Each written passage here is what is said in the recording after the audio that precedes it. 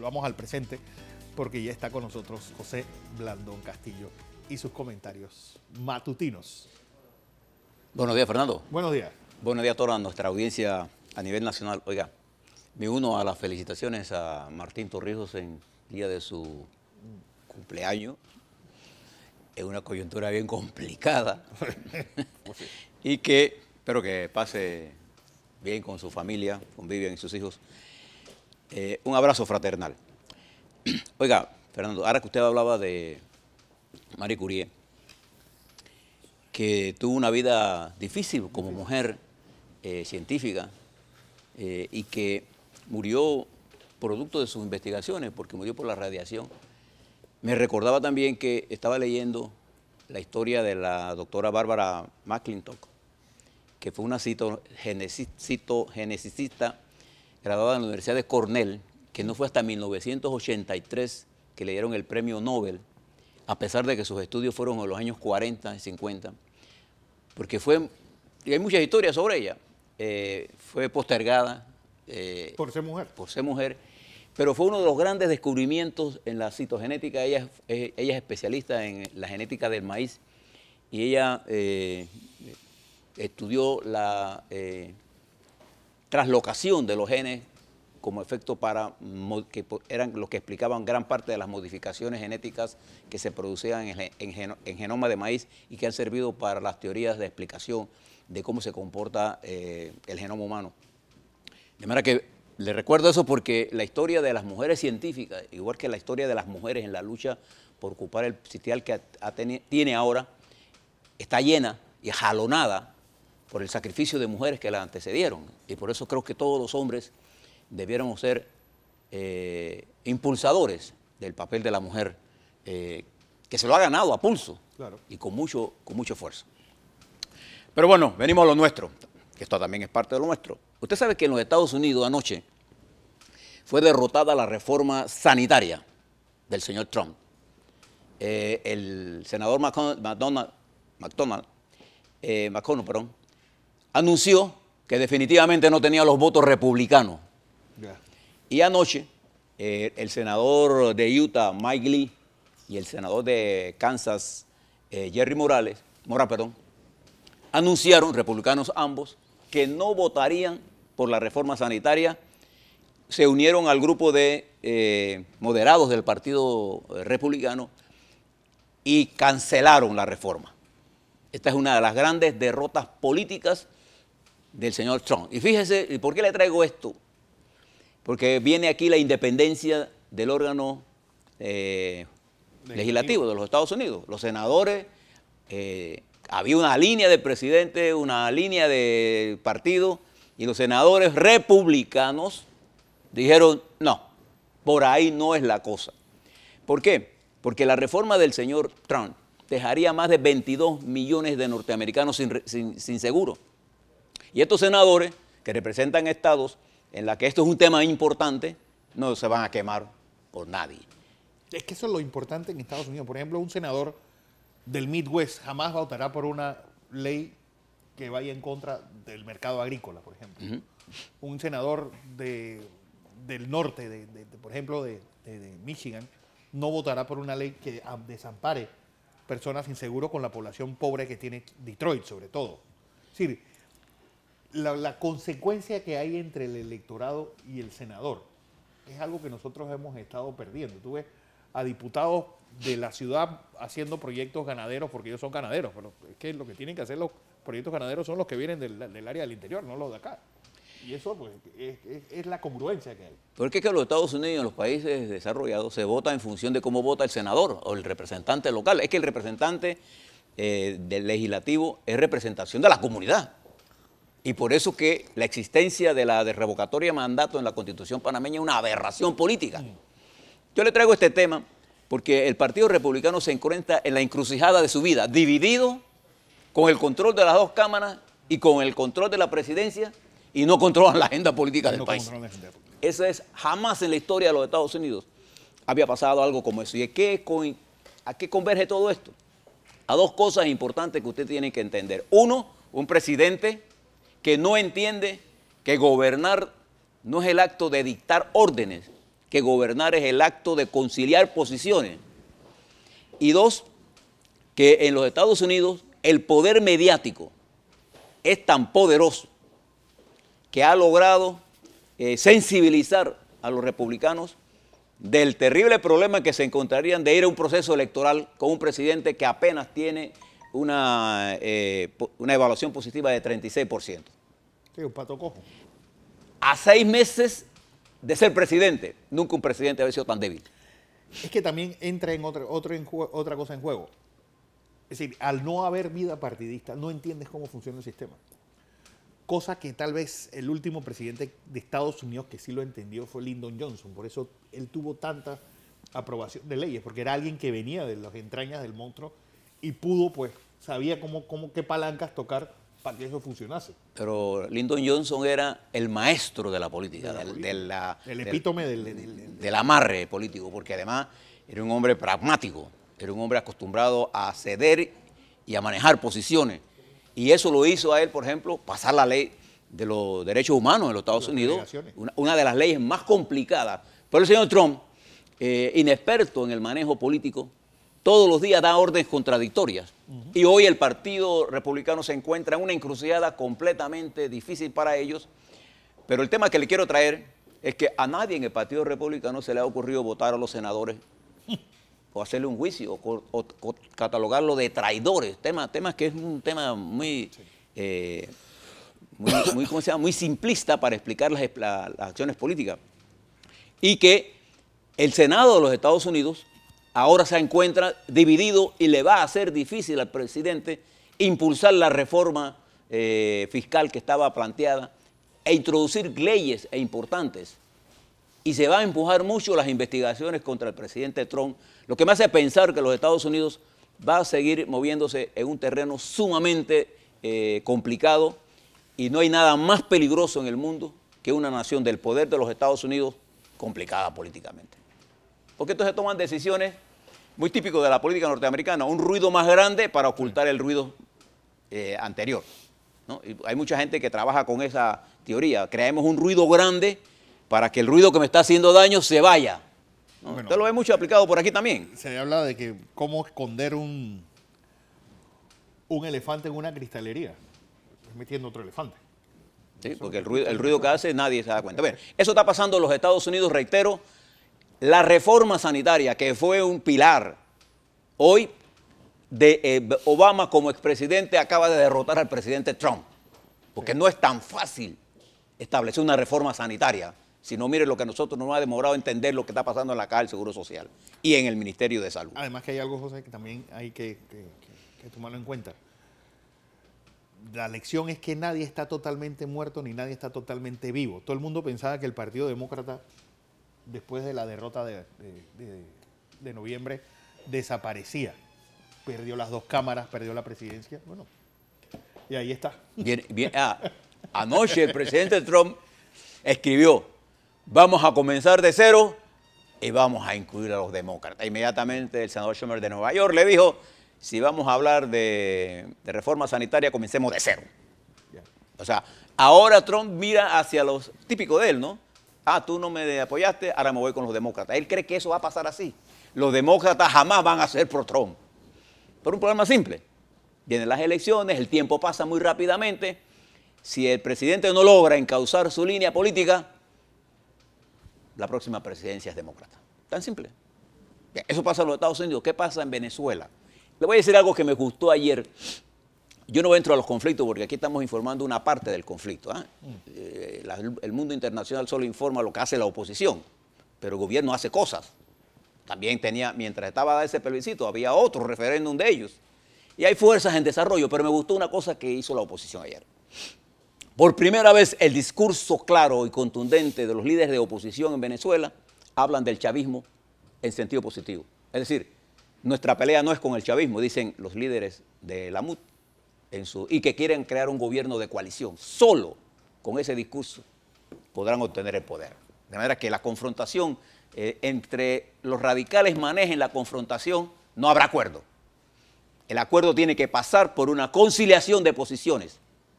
no por la destrucción, porque si la oposición ganara ahora las elecciones, el chavismo tiene suficiente fuerza para no dejarlo gobernar. Entonces Venezuela necesita una especie de tregua política para recomponerse bajo la dirección de la oposición con la participación de las fuerzas más consecuentes del chavismo. No hay forma, no hay otra forma. No es posible una intervención de los Estados Unidos. Los Estados Unidos no va a intervenir militarmente, por lo menos por ahora. El señor Trump tiene demasiado problema, además el petróleo ya no es el problema de los Estados Unidos. Ni tampoco lo es la democracia de nosotros, no se engañen en eso.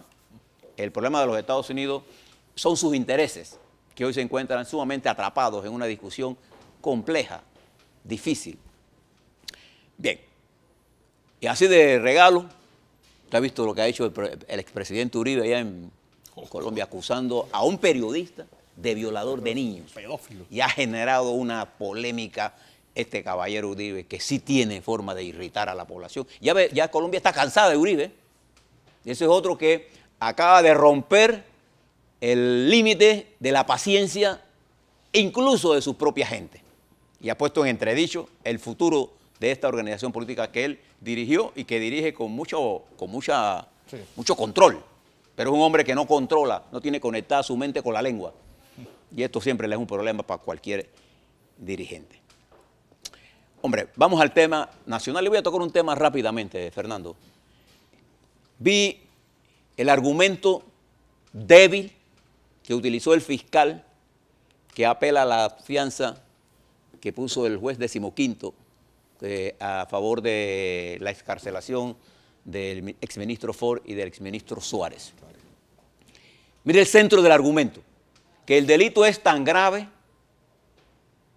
que tiene una pena de 8 a 15 años y que por eso no le debe dar fianza. Bien, si usted me acusa a mí de pedofilia o de asesinato sin probarlo, el delito es grave, pero eso no es el argumento. Eso no es lo que dice la ley. Para otorgar la detención preventiva, es más, ellos tienen medidas cautelares. Primero, señor fiscal, ese delito del que usted habla no está aprobado en su expediente. El delito que usted habla en el expediente es el de sobrecostos en una obra que produjeron lesión patrimonial. Para aprobar ese delito usted necesita una auditoría de la Contraloría General de la República que no tiene en el expediente. Lo que usted tiene en el expediente es un informe de la Asamblea Nacional técnicamente mal preparado y con errores financieros horribles. Entonces usted no tiene una auditoría. Usted tiene una tesis que no puede probar. Y el juez, con mucho sentido de justicia, le dice a usted que estos señores Ford y Suárez han ido todas las veces que usted lo ha requerido y que no ve ninguna razón para que usted le haga una detención. Y usted dice que sí, que la pena es muy alta. Esa no es una razón. Nada más quiero señalar esto por la pobreza técnica del argumento, que indica la falta de argumento. Porque si ese es su mejor argumento, yo que no soy abogado, me entero y me puedo dar cuenta de que el argumento del fiscal está en contra de los derechos de estos dos ciudadanos y que no está fundamentado en lo que existe en el expediente. La prueba estrella, la prueba diamante, la prueba de oro, como usted quiera llamarla, de una lesión patrimonial, es el audito de la Contraloría General de la República. Así está establecido en la ley. Señor fiscal, ¿usted tiene ese audito? No. Si no lo tiene, entonces ¿para qué insistir en esto? Bien. Voy a ver un poco más el tema de esto porque voy a tener acceso a lo que dijo el fiscal, además de lo que he dicho, porque esto fue lo que leí someramente. De manera que la pobreza técnica es la que me abruma. Le voy a hablar de otro caso para que usted vea la pobreza técnica de los fiscales que están manejando cosas importantes, como el fiscal de cuentas de la Contraloría General de la República. Voy a hablarle después de eso. Pero yo quería volver al tema político que estaba tratando ayer. Quedaron algunas cosas que quisiera explicarle. Yo quisiera que ustedes tuvieran en la mente que estamos a 18 de julio del 17 y quisiera ponerle en la mente a ustedes lo que, desde mi punto de vista, es el calendario político de la nación hasta diciembre del 2018. Para que tenga la premisa de que no por mucho madrugar, amanece más temprano. ¿No? Okay. Hay un periodo que va a correr de hoy hasta el 31 de diciembre del 2017. ¿Qué cosas van a ocurrir en este periodo, en estos 5 meses y 12 días? 12 días. Que pueden y que van a tener influencia en la dinámica política. Bien. Eso es lo que usted tiene que tener en la mente. Una de las cosas que van a ocurrir es el destape de todos estos casos de lucha anticorrupción y la caída de muchos de estos casos por la pobreza de las auditorías con que se respaldan estas supuestas teorías de malversación de fondos y algunas que sí hubo malversación de fondos. Van a haber nuevas denuncias de corrupción y dentro de pocos días se estarán firmando los acuerdos entre nuestra Procuradora General, nuestra Procuraduría, Ministerio Público y el Ministerio Público de Brasil, con la gracia de ellos, y con Odebrecht, para que podamos conocer el detalle de qué fue lo que pasó allí a través del proceso judicial, de las investigaciones que la señora Procuradora haga, de la información que obtenga y que pueda verificar, y que demorará su tiempo. Eso no es que... Pero ese informe lo vamos a tener disponible en los próximos meses y su efecto los tendremos en los próximos meses. Pero el informe de Odebrecht, creo que el acuerdo estamos a punto de alcanzarlo por la información que dispongo, y este documento, este acuerdo firmado entre la Procuradora y Odebrecht, el procurador, la Procuraduría nuestra, nos permitirá conocer la verdad. Y esa verdad va a tener un peso político en la nación. Entonces, estos meses son los meses de el tractor andando y moliendo, el molino moliendo perspectivas, posibilidades y partidos y gente. Entonces, de aquí también hay un conjunto de legislación vital. Una de ellas es las reformas que hay que hacerle a las recién aprobadas reformas electorales. Otra es la ley de presupuesto, que nos va a revelar el estado real de las finanzas públicas en cuanto a qué proyectos realmente tienen financiamiento. Otra es cómo termina de evolucionar la economía, los ingresos y los salarios. Y en qué final del día va a tener efectos el incremento del costo de la vida en la vida de usted, que es el elector. Entonces, hay 5 meses que vienen que van a ir forjando una nueva concepción perceptiva del electorado. Esto va a ocurrir de aquí a diciembre del 2017. Y recuerde que estamos frente a un nuevo calendario y a nuevas normas electorales, ahora que se las voy a leer. Y esto va a formar el nuevo mapa político electoral. ¿Qué es el nuevo mapa político electoral? Bueno, primero la distribución etaria por tramos de edad, por sexo, por profesiones, para que usted sepa cómo se ha comportado el voto históricamente y cuáles de los elementos de la vida nacional van a influir en ese elector para pensar en qué tipo de candidato o candidata el elector está pensando. Hoy, el elector no tiene su mente puesta en quién va a ser el próximo candidato porque no hay ningún dirigente que haya acaparado, digamos, el corazón de los electores. No hay. Y en ausencia de eso, lo que hace la gente es, vamos a esperar. Entonces, estos meses son fundamentales. Y yo les recomendaría a los políticos que aspiran a que actúen con cautela, o como diría el general Torrijos, pecho a tierra. Exactamente. Porque el tiroteo en una anarquía viene de cualquier lado. Cuando hay una dictadura, usted se pone detrás del dictador y no le viene el tiro, pero cuando hay una anarquía, el tiro le viene de cualquier lado. Amigos, de atrás, de en medio, por arriba, por abajo, de cualquier lado vienen los tiros. Entonces estos son meses para evaluar lo que está ocurriendo. Hay un cambio en la dinámica informativa del país. La dinámica informativa está siendo dominada por los medios alternativos y realmente libres. que los tradicionales han dejado de tener influencia o su influencia ha disminuido sustancialmente frente a la opinión pública. La falta de objetividad, la parcialidad, el exceso de noticias editorializadas, el exceso de parcialización, el exceso de no tocar las cosas que a la gente le interesa, por un lado en los medios, y por otro ha dado origen a nuevas formas de comunicación, entre ellos nuevos canales, nuevos periódicos, nueva dinámica, pero también en las redes sociales. Y en los candidatos políticos, en los partidos políticos, el lenguaje cansado, politiquero, muy partidario, ya tiene a la gente cansada, no produce ningún efecto. Pero los acontecimientos sí producen, Fernando, estimados televidentes, efectos diarios en la mente del elector. Bueno, estos 4 meses y medio que vienen estarán preñados, y esa es la expresión concreta, de elementos importantes que irán forjando en la mente del elector la nueva dinámica y la forma de él de apreciar la realidad. Y recuerde, usted aprecia la realidad por sus percepciones, no aprecia la realidad por realidad objetiva, porque la mayoría de los políticos no dicen la realidad objetiva.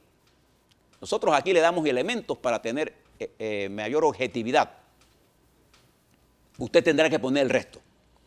Entonces, frente a ese hecho, frente a esa realidad, el otro periodo viene entre el 1 de enero del 18 al 15 de mayo del 2018, que es cuando el Tribunal Electoral emitirá la resolución que llama a primarias.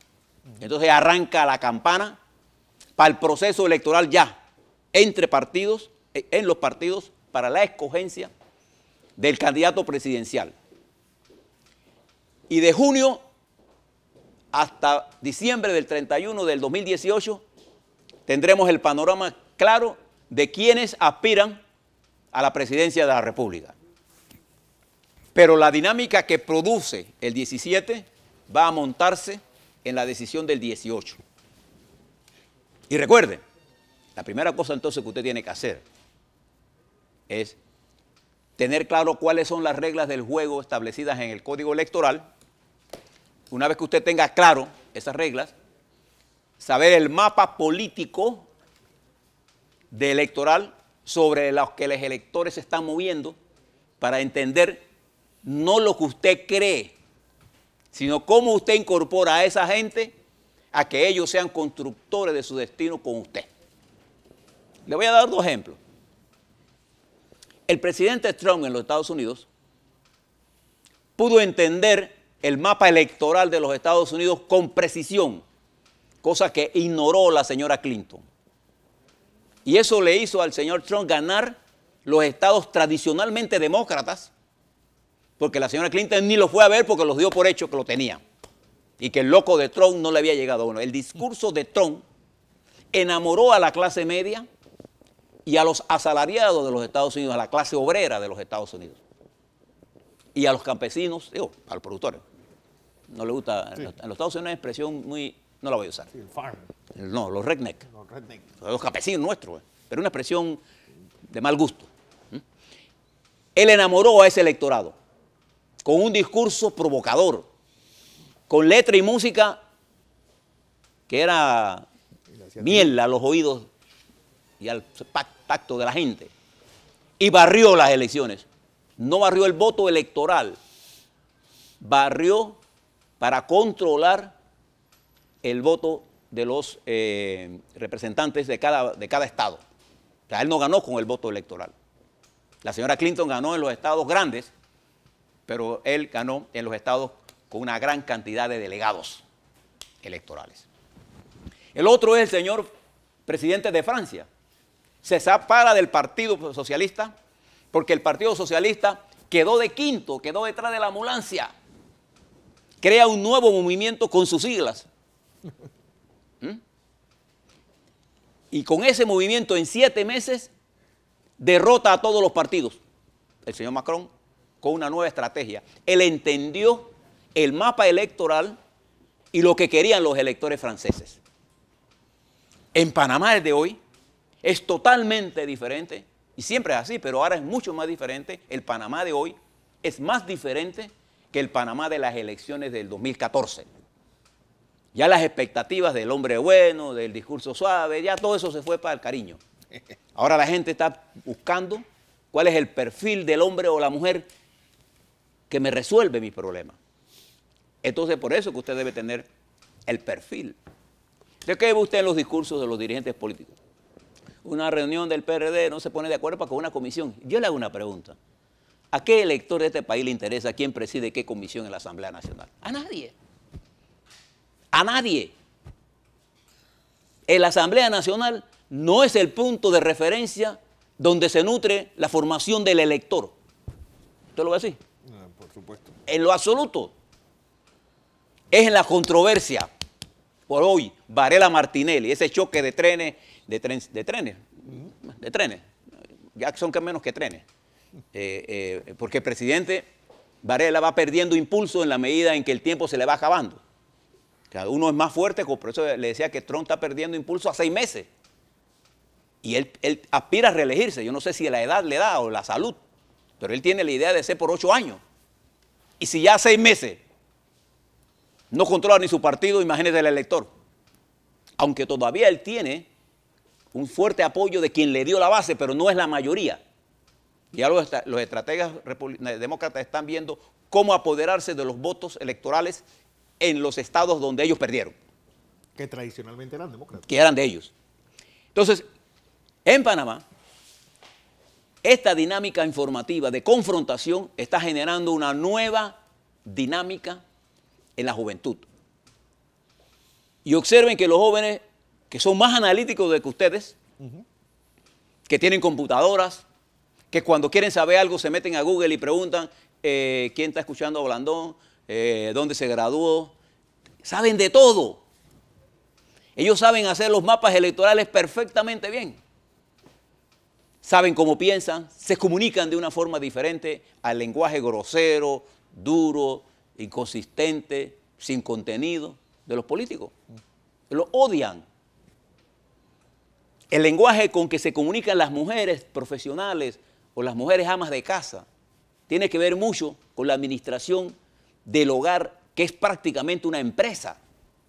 El hogar es una empresa donde quién maneja el presupuesto, quién decide qué se gasta, qué se come, qué se viste, cómo se gasta, cómo se ahorra, qué escuela va.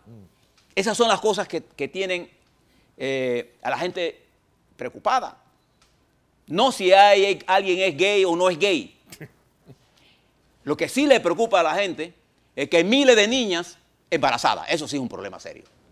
O que nuestros niños que salen de la escuela se meten a las bandas. Ese es un problema serio. O que la inseguridad en los barrios es más alta.